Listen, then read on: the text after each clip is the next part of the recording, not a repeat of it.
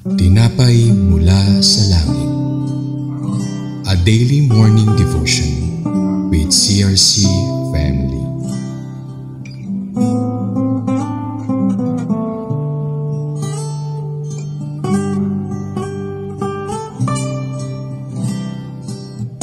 Isang mapagpalang umaga kapatid. Ako po si Mirna Asuan ng CRC Kabuyaw. Samahan niyo po kami sa ating programang Tinapay Mula sa Langit, ang pang-araw-araw nating devotion sa salita ng Diyos. Ngayon umaga matutunghayan natin ang Joshua Kabanata 10, talata 33. Ngunit bago po tayo magpatuloy, tayo muna dumako sa maikling panalangin. Panginoon, salamat po sa bagong araw na ito. Salamat po sa biyayang buhay at patuloy po ninyong pagmamahal sa amin. Dalangin ko po ang iyong proteksyon at gabay sa bawat araw. Pagpalain mo po ang buong araw na ito sa pangalan ni Jesus. Amen. Kabanata 10, talata 33, pinamagatang The Fall of Canaanite City of Gezer. Si Haring Hiram na hari ng Gezer ay sumaklulo sa mga tagalagis, ngunit tinalo rin sila ni Joshua at walang itinirang buhay. Ayon sa ating talata na pinag-aralan, ang Diyos ang nagbibigay kay Joshua at sa mga Israelitang nagtagumpay sa Lagis. Wala silang itinirang buhay sa mga nakaraang pakikipaglaban ng Israelitas. Sa pangunguna ni Joshua ang tagumpay ng kanilang nakamit. Hindi sa lakas o dami ng sundalo ang katibayan at kadahilanan, ay ang Diyos ng Israel ang siyang nakikipaglaban sa kanilang kaaway.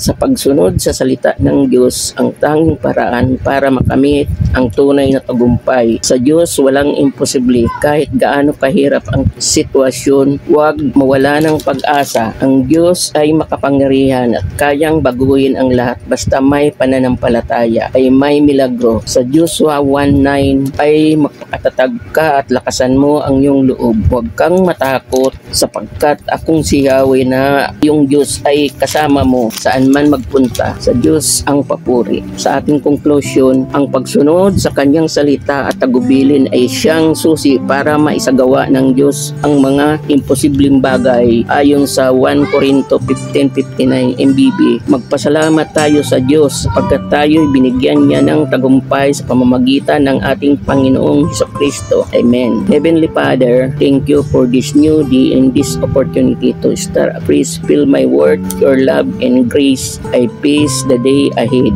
Guide me through words and action. Give me strength to overcome challenges and wisdom. Help me a blessing to others and reflect to light in all that I do. Amen. Maraming salamat po sa iyong pakikibahagi sa ating programa. Lagi po natin pagnilayan ang salita ng Diyos mula sa ating puso dahil lubos na maging kaunawaan natin dito. Muli po ninyong samahan kami bukas sa pagnilis sa kanyang salita dito sa programang Si Tinapay Mula sa Langit. Malaya po ninyong i-share ang bidyong ito upang kayo rin ay maging pagpapala sa iba. Pagpalain po tayong lahat ng ating Panginoon. Magandang umaga po.